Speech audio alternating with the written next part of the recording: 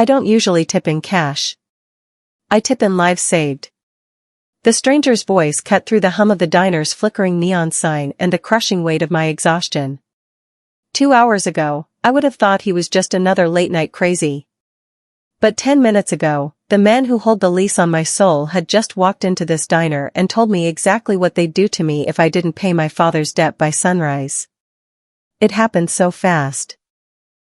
One moment I was scrubbing a stubborn grease stain off the counter, praying to be invisible, and the next, I was looking into a pair of eyes that didn't just see me, they dismantled me.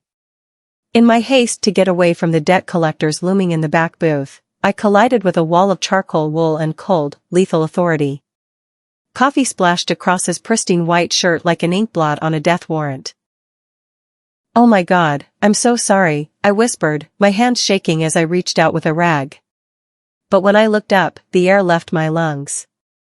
He was beautiful in a way that felt like a warning, a razor-sharp jawline, a gaze that calculated my worth in seconds, and a stillness that made the rowdy thugs in the back go dead silent. Behind me, the lead collector's voice cracked with a fear I'd never heard before. "Seung-won, we didn't know this was your place. We were just leaving." The stranger's eyes never left mine. He didn't look at the coffee stain. He looked at the bruise on my wrist where the collectors had grabbed me, and then back to my face. I saw it then, recognition, an opening, a move on a chessboard I didn't even know I was playing on.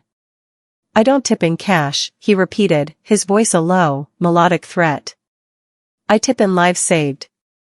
Walk out that door with me, and you never have to be afraid of the dark again." It wasn't a question. It was an offer, a lifeline, and a cage. I should have stayed behind the counter. Instead, I took off my apron and followed the man who was about to set my world on fire. What happens when the most feared mafia boss falls in love? Obsession. Possession. Protection. If you crave dark, passionate, unforgettable stories, subscribe now. The next episode might change everything. The fluorescent lights of the Starlight Diner hummed with a low, predatory buzz that seemed to vibrate inside my skull. At 3 a.m., the world was reduced to the smell of burnt decaf, the rhythmic swish of my damp rag against the linoleum, and the heavy silence of the Jersey Turnpike. I was 24, a nursing school dropout with a mountain of debt that wasn't mine, and a life that had become a series of graveyard hours. I leaned my weight into the counter, scrubbing at a ring of dried syrup. My hands were red from the industrial cleaner, the skin cracking around my knuckles. This was the shift no one wanted, the one where the desperate, the drunk, and the dangerous filtered in through the double glass doors. But I took it because it paid an extra $2 an hour, and because in the dead of night, it was easier to pretend I wasn't slowly disappearing. The chime above the door cut through the silence. It wasn't the frantic jangle of a late-night trucker or the clumsy stumble of a local barfly. It was a single, crisp ring. I didn't look up immediately. I kept my head down, my hair pulled into a bun so tight it felt like it was holding my thoughts together. I waited for the heavy footsteps, but they were nearly silent, controlled, deliberate. The man took the corner stool at the far end of the bar, the one tucked away from the windows where the shadows pooled. Out of the corner of my eye, I saw the flash of a dark, tailored suit. It looked absurd against the cracked vinyl and the peeling wallpaper. He didn't pick up the laminated menu. He didn't pull out a phone. He just sat there, his hands folded on the counter. "Coffee," he said. His voice was a low, smooth baritone that felt like velvet pulled over a blade. It sent a sudden, inexplicable shiver down my spine. I grabbed a clean mug, my movements practiced and robotic. When I stepped closer to fill it, the air around him felt different. Cold. Expensive. He smelled of sandalwood and rain, a stark contrast to the grease and old tobacco that clung to my uniform. "Black?" I asked, my voice sounding thin even to my own ears. "Please." I finally looked up. For a second, I forgot the coffee pot in my hand. He was striking in a way that felt like a threat. His features were carved with a surgical precision. A sharp jaw, a high bridge to his nose, and eyes that were so dark they were almost indistinguishable from the pupils. He wasn't just a businessman out late. He had the kind of stillness that only came from someone who never had to raise their voice to be heard. He didn't look at me. He looked at the mug.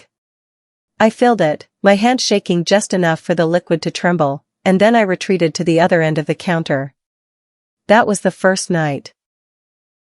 By the third night, the dread had turned into a strange, localized electricity. He arrived at exactly 3:02 a.m. He wore a different suit each time, midnight blue, charcoal, forest green, all of them looking like they cost more than the diner itself. He never spoke more than 3 words. He never touched the stale pie in the display case. He just sat, sipped his coffee, and watched. I felt his gaze like a physical weight on my shoulders. Whether I was refilling the sugar shakers or mopping the back hallway, I knew where he was. He wasn't watching me like the usual creeps who lingered too long on my legs. He was observing me, like a scientist looking at a specimen, or a predator deciding if the prey was worth the chase. On the 5th night, the diner was crowded with a group of rowdy teenagers from the local college. They were loud, spilling soda and throwing fries, making my life a living hell. One of them, a boy with a cruel mouth and too much beer in his system, grabbed my wrist as I tried to clear their table. "Hey, sweetheart, you're too pretty for this dump," he sneered, his fingers digging into my skin. "Why don't you clock out early?" I tried to pull away, my heart hammering. "Let go. I have work to do. I asked you a question." The air in the room suddenly plummeted. I didn't see the man in the suit move, but I heard the sound of his stool sliding back. The teenagers didn't notice, but I did. The man didn't approach us, he simply turned his head. He didn't say a word, but the intensity of his stare was like a physical blow. The boy's grip on my arm faltered. He looked toward the end of the bar, saw the man in the dark suit, and turned pale. The boy let go of me as if he'd been burned. A minute later, the whole group shuffled out, leaving a trail of half-eaten food and an eerie silence. On the 7th night, the storm was howling outside, lashing the windows with sleet. I was alone in the front of the house. The man, Kim Seung-won, though I didn't know his name yet, sat in his usual spot. I was wiping the counter near him, my head tilted down, trying to ignore the way my hands were trembling. I was thinking about the letter I'd found tucked into my doorframe that afternoon, the final notice from the men my father had owed. They were coming for me. They knew where I worked. "You're tired, Seraphina," he said. I froze. I hadn't told him my name. I didn't wear a name tag. I looked up, and for the first time, his eyes met mine directly. They were cold, calculating, and filled with a terrifyingly clear recognition. He wasn't just a regular anymore. He was a shark that had been circling for a week, and I realized with a jolt of pure, cold fear that he had been waiting for me to finally start drowning. "How do you know my name?" I whispered. He didn't answer. He simply slid a single, crisp $100 bill onto the counter and stood up. He looked at the door, then back at me. "The night shift is over," he said, his voice a dark promise. "You should get your things." The heavy glass door of the diner clicked shut behind me, the sound final and hollow in the freezing night air. I stood on the asphalt, my lungs burning as I sucked in the sharp, icy wind. My shift was over, but the terror was only beginning. The $100 bill Seung-won had left on the counter felt heavy in my pocket, like a piece of gold from a ghost, but it wouldn't be enough to buy my way out of what was waiting in the shadows. I began to walk toward my rusted sedan, parked at the far edge of the lot where the light from the street lamps didn't quite reach. The silence of the turnpike was oppressive, broken only by the distant, lonely hum of a passing truck. My footsteps echoed, too loud and too fast. I reached for my keys, my fingers trembling so violently they clattered against each other. "Leaving so soon, Sarah? You didn't even say goodbye." The voice came from the darkness between 2 overflowing dumpsters. My heart didn't just race, it stopped. Out of the gloom stepped 3 men. They didn't look like the tailored stranger from the bar. These men were jagged edges and cheap leather jackets, their faces hardened by years of doing the dirty work for the city's worst predators. The one in the lead, a man named Miller with a jagged scar running through his eyebrow, stepped into the faint circle of light. He was the one who had grabbed my wrist nights ago. Behind him, the other two fanned out, cutting off my path to the car and the road. "I told you the deadline was sunrise," Miller said, his voice a low, gravelly threat. He produced a switchblade, the click of the metal snapping open sounding like a gunshot in the stillness. "But we decided we didn't want to wait. Your daddy's debt has gathered a lot of interest, and we've decided to collect the first installment in person." I backed away, my heels catching on the uneven pavement. "I don't have it. I told you, I need more time. I'm working every double I can get." "Time's up, sweetheart." Miller stepped closer, the blade gleaming. "We've got a buyer for girls like you. By the time the sun actually comes up, you'll be halfway to a port, and we'll be squared away." He lunged forward, his hand reaching for my throat. I let out a choked gasp, shutting my eyes as I braced for the impact of his grip. But the impact never came. Instead, there was a sound, a sickening, wet thud followed by the sharp crack of bone. I opened my eyes to see Miller pinned against the brick wall of the diner, his feet dangling inches off the ground. Seung-won hadn't made a sound. He hadn't shouted a warning or a challenge. He had simply appeared like a shadow manifesting into solid stone. One of his hands was wrapped around Miller's throat, his arm straight and unyielding. The switchblade lay forgotten on the ground, clattering as it rolled away. "You're making a mess in front of my car," Seung-won said. His voice was terrifyingly calm, conversational even, but the air around him seemed to freeze. The other two collectors hesitated, their bravado evaporating instantly. "Who the hell are you?" one of them stammered, reaching into his waistband for a snub-nosed revolver. Seung-won didn't even look at him. He tightened his grip on Miller, whose face was turning a bruised shade of purple. From the darkness behind Seung-won, two more men stepped out, huge, silent figures in black overcoats. They moved with a military precision that made the debt collectors look like children playing with matches.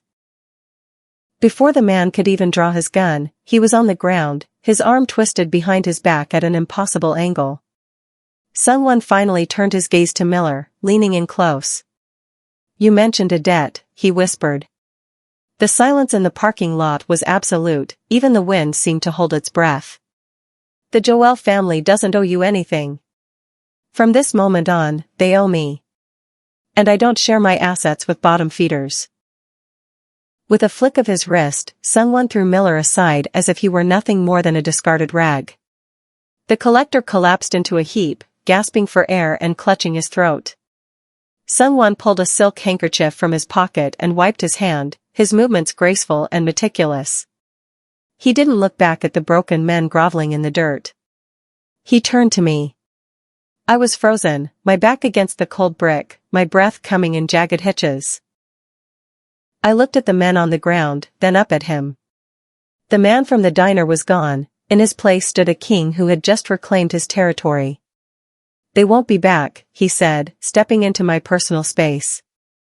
He didn't touch me, but the heat radiating from him was overwhelming. "But their masters will be. You have two choices, Seraphina.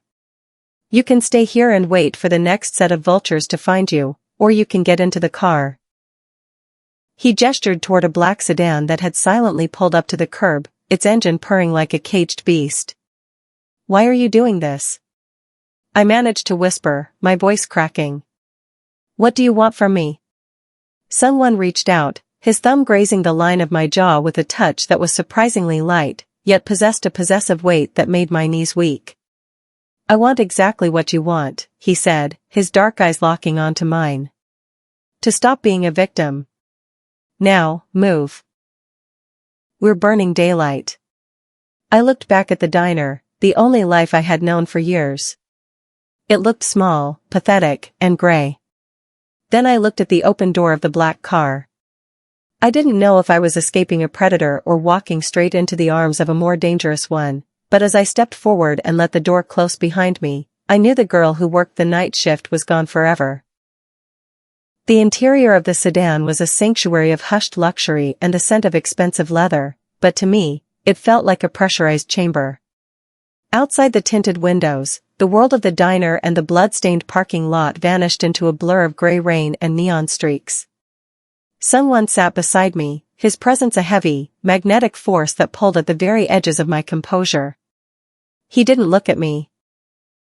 He watched the city skyline begin to rise in the distance, his profile as unyielding as a mountain. "Where are we going?" I finally asked, my voice barely a whisper against the hum of the tires. "Somewhere the vipers cannot reach," he replied, his gaze finally shifting to mine.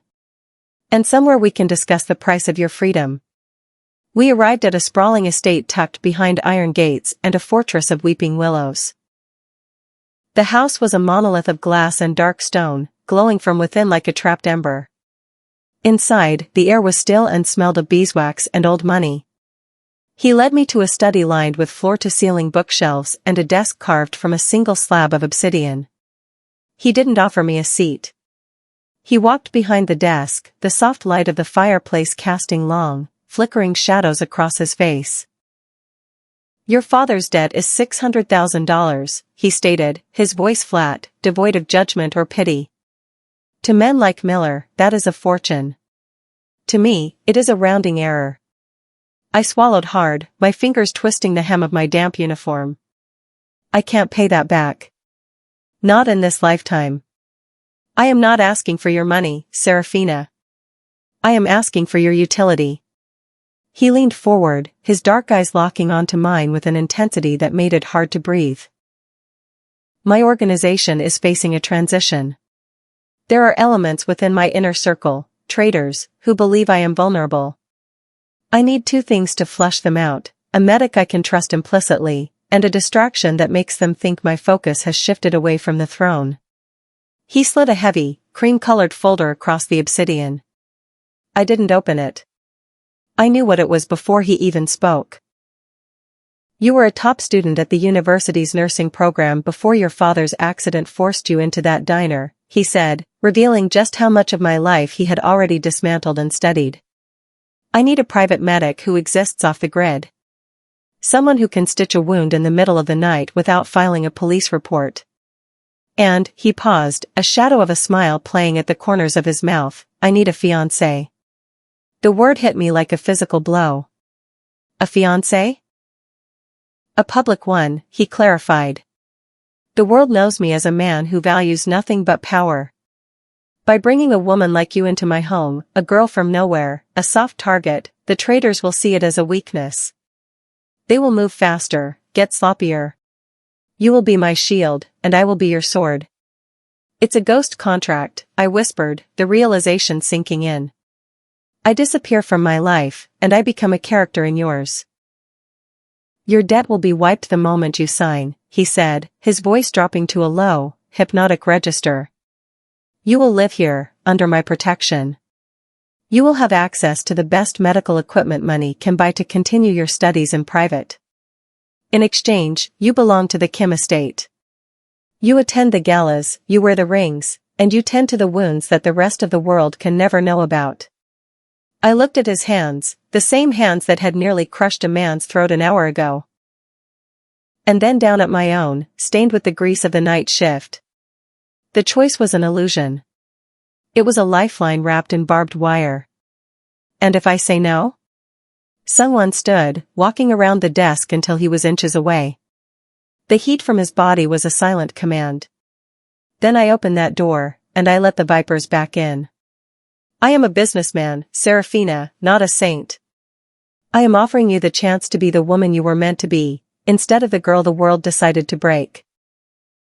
He reached out, his fingers catching a loose strand of my hair and tucking it behind my ear. The touch was possessive, a mark of ownership that sent a jolt of terrifying electricity through my veins. "I don't have a choice, do I?" I asked. "You always have a choice," he murmured, his gaze dropping to my lips. "But we both know you've spent enough time in the dark. It's time to see if you can handle the fire." I looked at the folder, then back at the man who was offering me a golden cage. I thought of the grime of the diner, the smell of Miller's breath, and the hopelessness that had been my only companion for years. I reached out and took the pen from the desk. "I'll do it," I said, my voice finally steady. "Good," Seung-won replied, his eyes gleaming with a predatory satisfaction. "Welcome to the family, Seraphina. Try not to bleed on the carpets." The sunlight that filtered through the floor-to-ceiling windows of the Kim estate the next morning was too bright, too clean, and entirely too unforgiving. It stripped away the protective grime of the night shift, leaving me feeling exposed in the center of a bedroom that was larger than the entire diner. I stood on the plush silk rug, my old waitress uniform, stained with coffee, grease, and the ghost of Miller's touch, bundled in a heap on the marble floor. It looked like a shed skin. A knock at the door preceded a woman in a sharp gray suit. She didn't introduce herself, she simply moved with a clinical efficiency, gesturing to the bed where 3 garment bags had been laid out. "Mr. Kim has a luncheon with the board of the Shinhwa Group at noon," she said, her voice like a metronome. "You are expected to be ready by 11. You will find everything you need in the dressing room." I spent the next hour being dismantled and reconstructed. The hot water of the rainfall shower scrubbed away the smell of the Starlight Diner, but it couldn't wash away the phantom weight of the debt collector's hands. When I stepped into the dressing room, I found the armor Seung-won had chosen for me. It wasn't the flashy, revealing clothes I had expected a Mafia boss to pick for a trophy. Instead, it was a cream-colored silk dress with a high neckline and tailored lines that screamed quiet, untouchable wealth. When I looked in the mirror, Seraphina Joelle was gone. My hair, usually pulled back in a frantic bun to keep it out of the fries, was now styled in soft, expensive waves. My skin glowed with the kind of radiance only achieved by products that cost a month's rent. I looked soft. I looked vulnerable. I looked like a woman who had never seen a grease fire or a switchblade in her life. Seung-won was waiting for me at the foot of the grand staircase. He was dressed in a suit of deep navy, his tie perfectly knotted, looking every bit the legitimate titan of industry. But as I descended, his eyes tracked me with a predatory focus that reminded me exactly who he was. "You look convincing," he said, his voice a low vibration that seemed to hum in the base of my throat. "Is that the goal?" I asked, my heels clicking softly on the marble. "To look like I belong here?" "The goal is to look like you are the only thing keeping me human," he murmured, stepping closer until I could catch the scent of sandalwood and cold power. He reached out, his fingers brushing the silk at my shoulder. "My board of directors consists of men who have spent 30 years trying to find a crack in my foundation. They think I am a machine. A machine can be replaced. But a man who is in love? A man with a sudden, soft heart? He is unpredictable. He is a variable they can't calculate." As the black sedan pulled up to the glass and steel monolith of the Shinhwa headquarters, the reality of my role sank in. I wasn't just here to stitch his wounds in the dark, I was here to be his camouflage in the light. We entered the boardroom, and the air immediately grew thick with unspoken hostility. 12 men, all older, all wearing expressions of bored arrogance, sat around a table that felt like a battlefield. As someone pulled out my chair, I felt 24 eyes boring into me, searching for the flaw, the scandal, the reason why the most lethal man in Seoul had suddenly brought a waitress to the inner sanctum. "Gentlemen," Seung-won said, his voice projecting a calm that I knew was a lie. "I believe you've all heard the rumors. This is Seraphina. My fiancée." A man at the end of the table, his face a map of deep-set wrinkles and malice, leaned forward. "A sudden development, Seung-won. We were under the impression your interests were strictly professional." "Life has a way of surprising us, Director Park," Seung-won replied. He reached over the table, taking my hand in his. His grip was warm, firm, and utterly dominant. I forced myself not to flinch, playing the role of the blushing bride-to-be, though my heart was hammering against my ribs like a trapped bird. I caught a glimpse of our reflection in the polished wood of the table, the powerful king and his delicate queen. It was a perfect lie. By standing there, looking soft and unassuming, I was providing him with the perfect cover. As long as they were looking at me, wondering about my pedigree and my past, they weren't looking at the way his eyes were scanning the room, marking which of them hesitated to congratulate him. I was the shield. I was the distraction. And as Seung-won squeezed my hand, a silent signal of approval, I realized that the ghost contract had officially begun. I wasn't just a medic or a fiancé, I was the most dangerous weapon in his arsenal, precisely because I looked like I couldn't hurt a fly. The transition from the sterile boardroom to the reinforced interior of the SUV felt like stepping from a stage play into a war zone. The silence of the car was no longer the comfortable, heavy quiet of the estate, it was thick with the static of unspoken threats. Seung-won sat beside me, his thumb absent-mindedly tracing the back of my hand, the hand he had claimed in front of his directors, but his eyes were fixed on the tactical tablet in his lap. The board didn't believe a word of it, I said, the silk of my dress suddenly feeling like a costume that was starting to itch. They don't have to believe it, Seung-won replied, his voice a cool vibration. They only have to fear the possibility that it's true. Doubt is a more effective wedge than a lie. We were halfway back to the estate, passing through a stretch of industrial road where the warehouses stood like tombstones, when the world turned inside out. A thunderous crack echoed through the chassis, followed by the sickening lurch of the vehicle. For a heartbeat, I thought a tire had blown, but then the glass of the partition spiderwebbed. My breath caught in my throat as the SUV swerved violently. Get down. Someone's voice wasn't a suggestion, it was a roar. He didn't wait for me to move. His hand clamped onto the back of my neck, forcing my head toward the leather seat as a second impact rocked the car. Outside, the screech of tires and the rhythmic thud-thud-thud of automatic fire replaced the hum of the city. The SUV ground to a halt, pinned between a black van and the concrete barrier. Through the tinted window, I saw shadows moving, men with covered faces and the same jagged energy as the debt collectors, but with the discipline of soldiers. Seung-won reached into the door panel, pulling out a sleek, matte black handgun. The legitimate businessman vanished instantly. His face transformed into something ancient and terrifyingly focused. He didn't look at me as he kicked the door open, using it as a shield. Stay low. Don't move until I tell you. I huddled on the floorboards, the smell of gunpowder and ozone filling the cabin. The sound of the return fire was deafening, a frantic dialogue of metal and glass. Then, a scream cut through the chaos, not a high-pitched cry of terror, but a guttural howl of pain from the front seat. Minho's hit.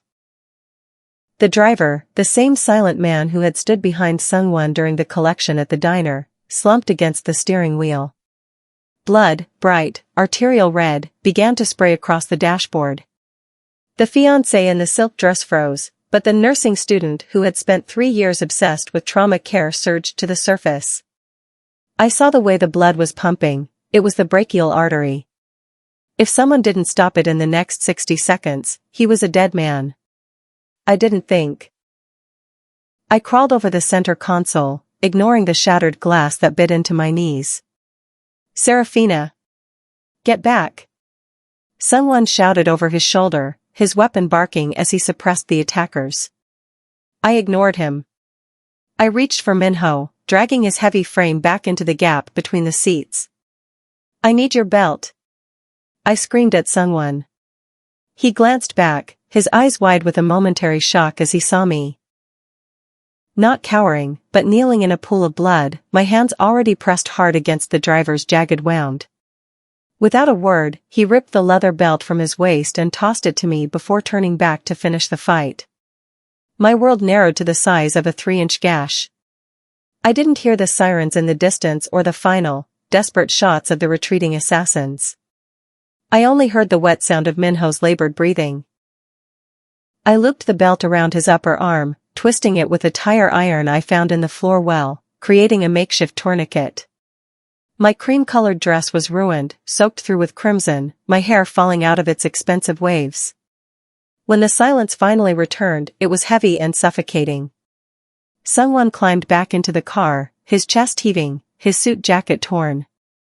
He stopped when he saw me.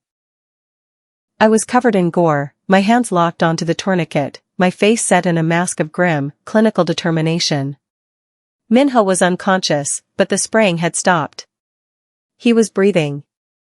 Seung-won reached out, his hand hovering near my face, shaking almost imperceptibly. He didn't look at the carnage, he looked at me. For the first time, the Mafia boss looked vulnerable. He had seen me as a shield, a medic, a pawn, but he hadn't seen this. "You saved him," he whispered. "I did my job," I said, my voice trembling now that the adrenaline was beginning to ebb. I looked down at my hands, at the ruined silk, and then back at him. "Is this what it's going to be like? Every day?" Seung-won reached out and wiped a smudge of blood from my cheek with his thumb. His touch wasn't possessive this time, it was reverent. "No," he said, his voice hardening into a vow. "From now on, it's going to be much worse. Because now they know you're not just my weakness, Seraphina. They know you're my heart." He pulled me against him, the smell of sandalwood now mixed with the metallic scent of blood, and as the backup sirens wailed in the distance, I knew the night shift had never really ended. It had just moved to a much more dangerous neighborhood. The invitation was a thick, black card embossed with a silver snake, the mark of the vipers. In the underworld, an invitation from the debt collection syndicate wasn't a social gesture. It was a summons to the wolf's den. Seung-won stood behind me in the dressing room, his hands resting heavily on my shoulders as I stared at my reflection. I was wearing a gown of midnight velvet that clung to my curves like a second skin, the deep slit revealing just enough of my leg to be dangerous. Around my neck sat a collar of diamonds that felt less like jewelry and more like a mark of territory. "Tonight, you are not the girl who was hunted," Seung-won whispered into the crook of my neck, his breath ghosting over my skin. "You are the woman who owns the hunter. If you feel your pulse quicken, remember that I am the only thing in that room they fear more than death itself." I took a breath, smoothing the velvet over my hips. "I'm not afraid of them anymore, Seung-won. I just want to see their faces when they realize who I am."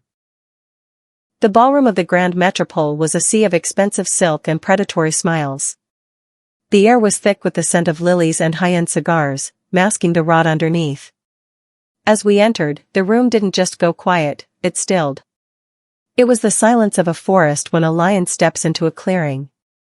Seung-won didn't lead me into the room, he showcased me.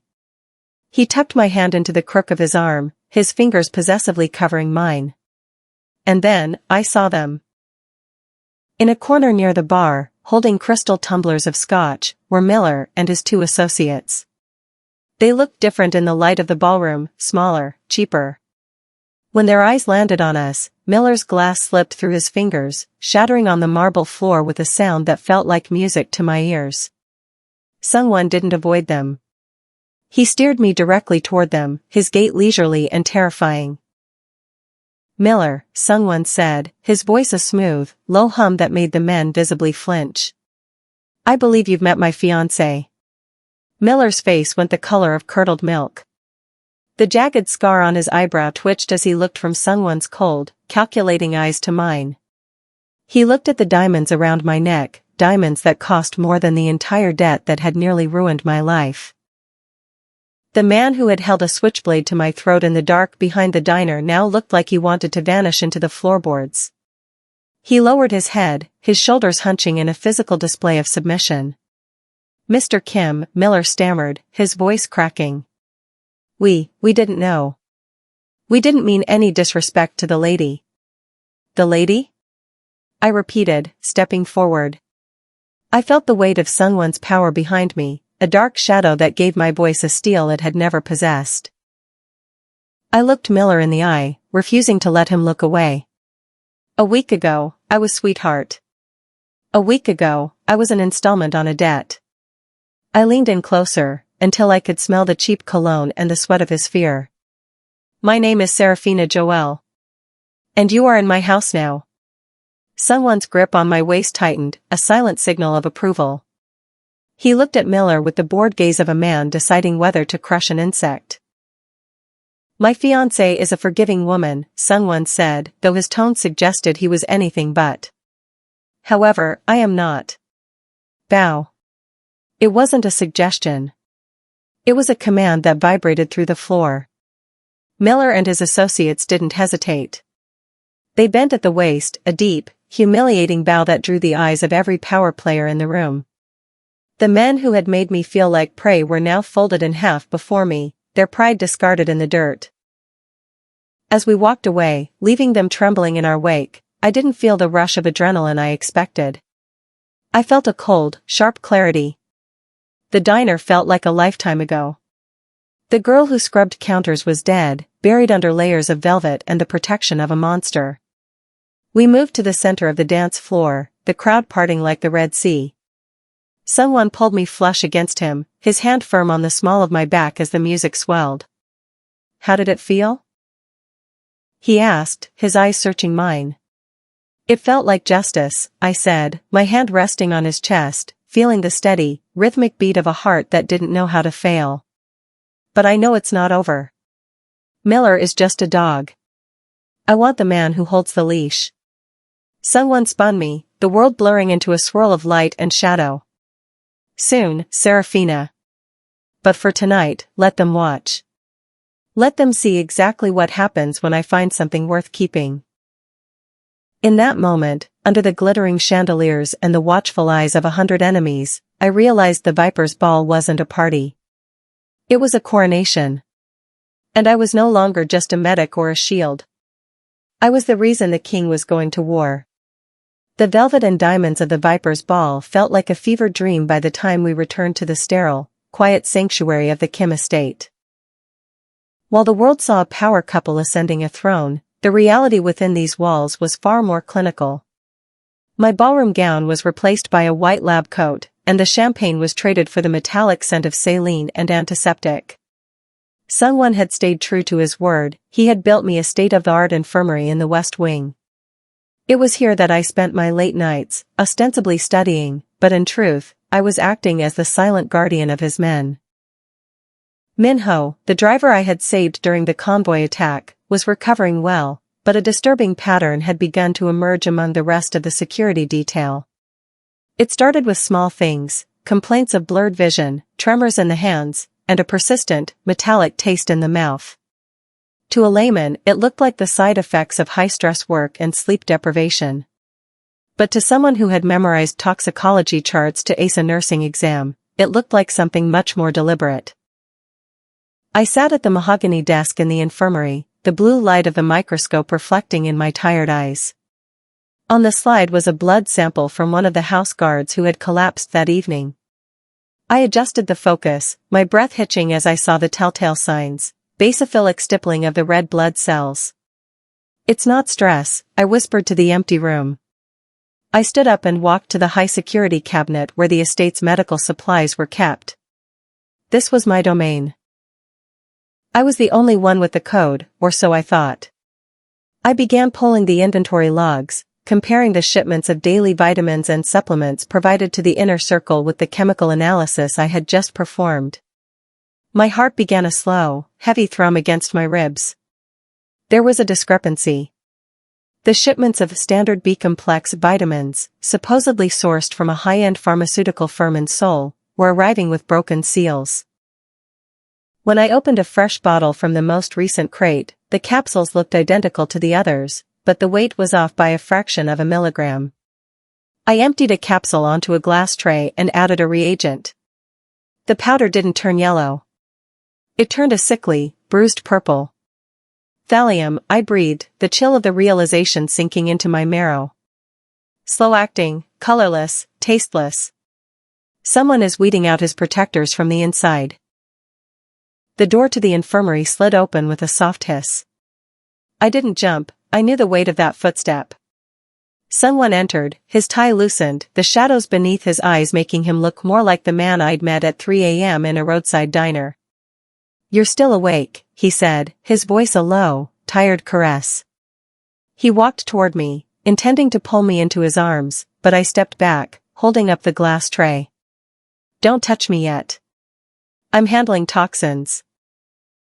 His expression shifted instantly, the exhaustion vanishing behind a mask of lethal alertness. "Explain." Your men aren't getting sick, Seung-won. They're being culled. Someone is tampering with the medical supplies inside this house. It's a microdose of heavy metal poisoning. In another month, Minho would have had a stroke. In 2 months, your entire frontline security would be too weak to hold a weapon. Seung-won stepped closer, his gaze falling on the purple powder. The silence that followed was more terrifying than the gunfire during the convoy attack. It was the silence of a man realizing the viper isn't in the grass, it's in his bed. The supply chain for these meds is handled by the Internal Logistics Office, Seung-won said, his voice dropping to a register that was barely audible. Only 3 people have the clearance to sign off on those crates. It has to be someone you trust, I said, my voice trembling. Someone who knows I'm a medic but didn't think I was smart enough to run my own labs. They thought I was just a trophy-playing doctor. Seung-won reached out then, his hand cupping my cheek. His palm was warm, but his eyes were like black ice. They underestimated you, Seraphina. That will be the last mistake they ever make. He looked at the microscope, then back at me. I saw the shift in his eyes, the realization that I wasn't just a shield or a fiancée. I was the only person in his entire empire who could see the invisible blade at his throat. I need names, he said. I can't give you names yet, I replied, finding my resolve.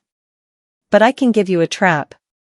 If we swap the tainted supplies for placebos, the traitor will wonder why the men aren't dying. They'll get desperate. They'll move to a more direct method. Seung-won leaned in, his forehead resting against mine. The smell of sandalwood and rain was still there, but now it was underscored by the scent of ozone, the smell of a coming storm. You're a healer, Seraphina, he murmured, his thumb tracing the line of my lower lip. But you have the soul of a strategist. Are you ready to watch the trap snap shut? I'm ready, I said, looking into the darkness of his gaze. I spent 5 years watching men take things from me. I'm done watching. He kissed me then, a hard, desperate kiss that tasted of salt and secrets. As the shadows of the estate lengthened around us, I realized the night shift had entered a new phase. We weren't just fighting the vipers outside anymore. We were hunting the ghost in the machine. The storm I had predicted didn't arrive with thunder, it arrived with a sudden, absolute silence. At precisely 2:14 a.m., the constant, comforting hum of the estate's climate control died. The soft glow of the hallway sconces flickered once and vanished, plunging the west wing into a darkness so thick it felt like physical weight. In the infirmary, the backup generators groaned for a second before a muffled explosion echoed from the basement. The trap hadn't just snapped, the traitor had decided to burn the whole forest down. I didn't scream. I stood in the pitch black of my lab, my heart hammering a frantic rhythm against my ribs, but my mind was unnervingly clear. For 5 years, I had navigated the dimly lit corners of the Starlight Diner, memorizing the layout of rooms by the feel of the air and the count of my footsteps. The dark was my old territory. I reached into my lab coat pocket, pulling out a heavy-duty tactical penlight, but I didn't click it on. I didn't want to be a target. The first floor erupted in a symphony of violence. The shattered glass of the grand foyer, the rapid-fire staccato of suppressed weapons, and the heavy thuds of men hitting the floor. Seung-won, I breathed. I moved through the darkness like a ghost, my hand trailing along the cold wainscoting to guide me toward the master suite. I knew every turn, every silent hinge. I passed the body of a guard near the library, the metallic scent of fresh blood was unmistakable. I didn't stop to check a pulse. I couldn't. I found him in the corridor outside the study. He was leaning against the wall, his silhouette a jagged shadow against the moonlight filtering through the high windows. He was holding his side, his breathing coming in shallow, ragged hitches. Seraphina, he gasped, his voice tight with a pain he couldn't hide. Get out. The emergency exit, behind the tapestry. I'm not leaving you, I said, stepping into his space. I clicked the pen light on for a fraction of a second, just long enough to see the dark bloom spreading across his white dress shirt. The bullet had caught him low, beneath the ribs. "They're inside, Sarah," he hissed, his hand gripping my shoulder with a strength born of pure desperation. The logistics head, he led them through the service tunnels. "It's a coup. Then we go where they won't follow," I whispered. I tucked my shoulder under his arm, taking his weight. He was heavy, a mountain of muscle and suppressed agony, but I found a strength I didn't know I possessed. "The basement isn't just for generators, Seung-won. There's a medical tunnel that connects to the old carriage house. You told me it was sealed, but I'd been using it to store the tainted supplies." We moved through the house as the sounds of the siege grew closer. Footsteps pounded on the floorboards above us, and the smell of smoke began to curl under the doors. The Mafia boss was fading, his head lolling against my neck, his blood warm and sticky against my skin. I led him down the back service stairs, the ones the staff used, where the darkness was absolute. I didn't need light.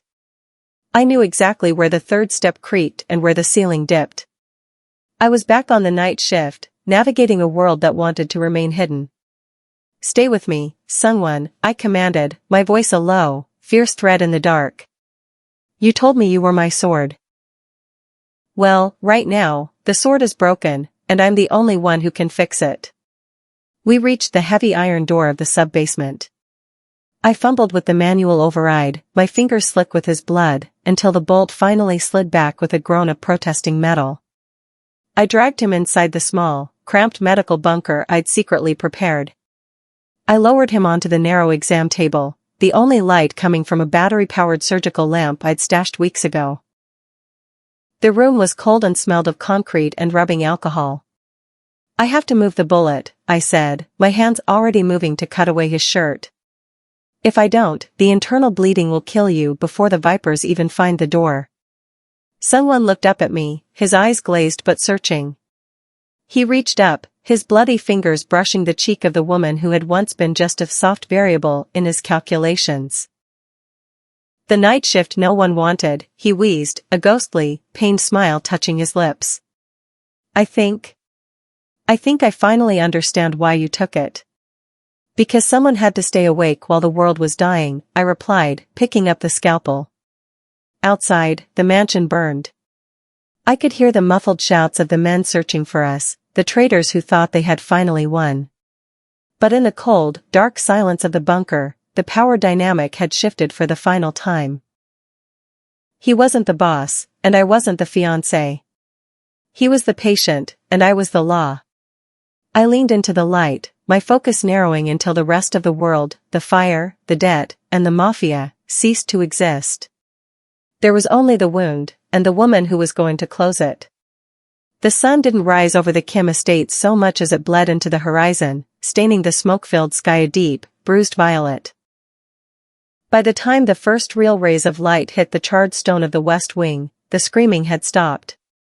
The coup had been short-lived, a frantic spark extinguished by the very man they thought they had bled dry. In the cold, sterile quiet of the medical bunker, I finally set down the forceps. My hands, once stained with the grease of a roadside diner, were now covered in the blood of the most powerful man in the city, but this time, I had used it to rewrite his fate. I slumped against the concrete wall, my ruined white lab coat a map of the night's violence, and watched the steady, rhythmic rise and fall of Seung-won's chest. He was alive. And as his eyes fluttered open, dark and piercing even through the haze of anesthesia, I knew the world outside had already changed. The purge was surgical. Within 48 hours, the logistics head and the board members who had funded the siege were no longer part of the conversation. They didn't just lose their positions, they vanished from the narrative entirely. Seung-won didn't do it with a public announcement or a legal filing. He did it with the same quiet, lethal authority that had first commanded my attention at 3 a.m. over a cup of black coffee. But the real transformation wasn't his, it was mine. 6 months later, the Starlight Diner felt like a hazy memory from a different life. I stood in the grand foyer of the restored estate, but I wasn't wearing a silk fiancé costume or a waitress's apron. I was wearing a black graduation gown, the heavy tassel of my nursing degree brushing against my cheek. I hadn't just finished the program, I had mastered it. And I hadn't used a cent of Seung-won's charity to do it. "You're going to be late for the ceremony," a voice rumbled from the shadows of the hallway. I turned to see Seung-won leaning against a marble pillar. He looked impeccable in a charcoal suit, the only sign of the night that nearly broke us being the slight, jagged scar that peeked out from beneath his collar, a mark I had stitched myself. "I'm not late," I said, stepping toward him. "I was just looking at the bill." I held up the ledger for the estate's new private medical wing, the one I now managed. Under my direction, the ghost contract had evolved. It was no longer just about hiding wounds. It was about a legitimate, high-end trauma center that serviced the elite while funding a scholarship for students who, like me, had been sidelined by debt. I had earned every dollar of my tuition through the strategic restructuring of his logistics branch, proving that a healer could be just as ruthless with a balance sheet as a soldier was with a blade. Someone reached out, his fingers tracing the edge of my mortarboard before settling on my waist. His touch was no longer just possessive, it was a gesture of profound, mutual respect. "The board still calls you my distraction," he murmured, a rare, genuine smile tugging at his lips. "Let them," I replied, leaning into his strength. "It makes it easier to see what they're hiding when they're busy looking at me." He tucked a strand of hair behind my ear, his gaze lingering on the diamond ring on my finger. Not a mark of a fake engagement anymore, but a symbol of a partnership forged in fire. "You saved my life in the dark, Seraphina. Now, you're the only reason I want to live in the light." The black sedan was waiting for us at the curb, the same engine purr that once terrified me now sounding like a promise of security. As we walked down the steps together, the guards, men I had healed, men who now bowed to me not out of fear, but out of genuine loyalty, stood at attention. I wasn't the girl who took the shift no one wanted because she had no choice. I was the woman who had navigated the darkness and claimed the dawn. I had walked out of the shadows of a roadside diner and into the center of an empire, and I hadn't done it by being saved. I had done it by becoming the one person Kim Seung-won couldn't live without. As the car pulled away toward the university, I looked back at the estate one last time. The sun was fully up now, bright and uncompromising. The night shift was finally over, and for the first time in my life, I wasn't tired. I was just getting started.